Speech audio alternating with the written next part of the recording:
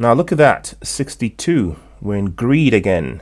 Yesterday we were on 60, right bang on the border between neutral and greed, and the day before that we were at 58. I think we went as far down as like 52 or something, in the depths of the fear on uncertainty of what's going to happen in the Middle East and around the world, and the FOD dump from the United States, Fed and SEC together. But looks like things are starting to turn around. The dust has settled somewhat and things are starting to look up. Of course, the much awaited halving is now behind us.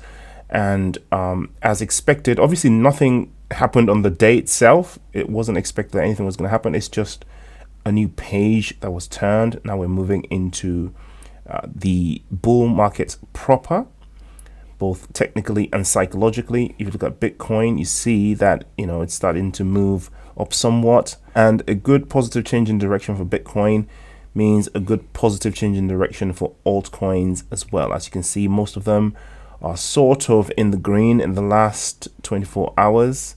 All our favorite coins are doing pretty well. You can see XRP in the last 24 hours at least is green. It's not,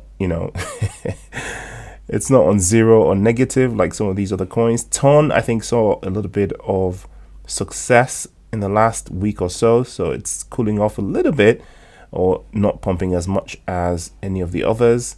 Cardano doing Cardano things, Shiba Inu doing Shiba Inu things. I think Doge also had a pretty successful week last week, so just like Toncoin, they're not as hot as the other altcoins, or they haven't got that much to recover from like the others, right? Now, one of the things that I've noticed since the halving already is that the Bitcoin transaction costs are going up. If you dabble in DeFi, you would have noticed this. You won't notice this, of course, if you're on a centralized exchange. But what that's going to do is going to draw some light on, layer 2s, right? Layer 2s that are going to be working on or sitting on top of Bitcoin are going to be absolutely hot this bull market. I'm going to do a separate video on that. L2s like Stacks, for instance. I keep talking about Stacks. That's because obviously I hold a little bit of Stacks, and I'm pumping it because I'm talking about it quite a lot. Apart from that, I find it quite exciting because it is an L2 that mints and rewards in Bitcoin. All right. So I should probably do an entire video on Stacks. I think Stacks is going to do remarkably well this bull market. There are some other micro cap L2s that are coming up also that I'm going to pick up that are sitting on top of Bitcoin. I'm going to be mentioning them when the time comes, right?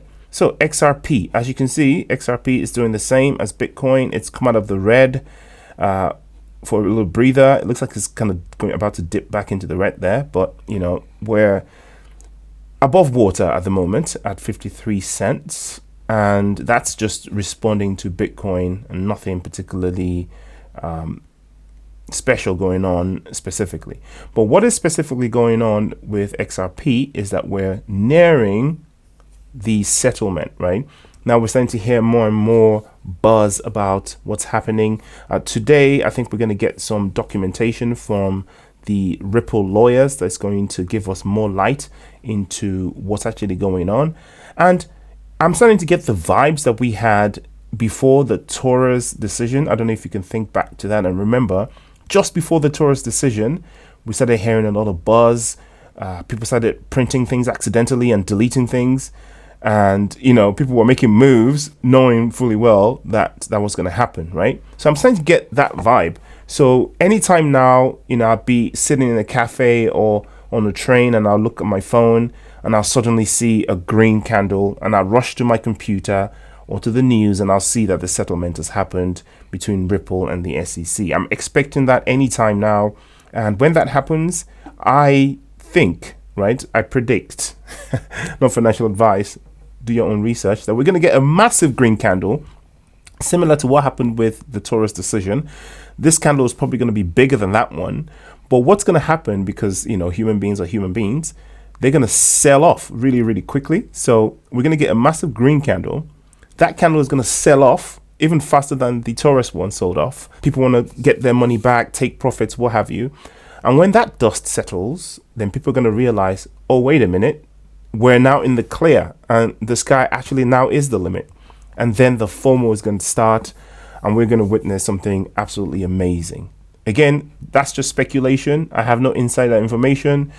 I'm just like you, an enthusiast who is bullish and excited, but I'm getting the vibes that I had just before the Taurus decision, and something absolutely amazing is about to happen to XRP. And I think that the XRP army that's been holding fast for so long about to be rewarded very handsomely indeed. Not financial advice, do your own research, and I'll see you in the next video. Peace.